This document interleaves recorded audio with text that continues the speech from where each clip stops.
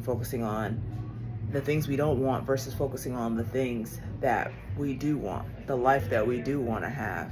Even if that doesn't look like, you don't have an example of what that looks like, you don't have that blueprint.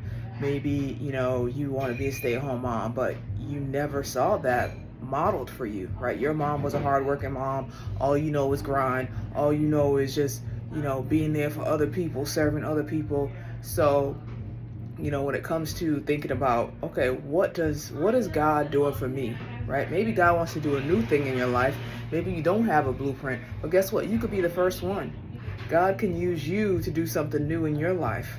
And, because I think it's so focused, even for me, when I was becoming a mom, I was just thinking, like, I don't want to be an overwhelmed mom. I don't want to be a mom that doesn't have time for herself. I don't want to be a mom that doesn't work out. I don't want to be a mom that gives up on her dreams. But and every time I kept focusing on that, I had to stop and be like, no, but what do I want?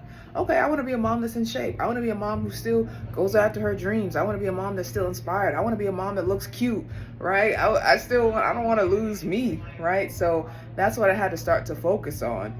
And once you started to focus on what you do actually want, now your beliefs are in line, and now you can start taking steps in that direction. You can start proving it to yourself with small wins. You can start getting evidence of who is the woman that you want to become, even if you might not have seen that modeled for you. So it's okay for you to be the first. It's okay for God to do something new. It's okay for you to break that cycle of whatever it is. Maybe you didn't see, a good, healthy marriage. But guess what? Even just because you didn't see it doesn't mean that you can't be the first person to do it, to be the first person to make that happen for your life and to change the trajectory of your family.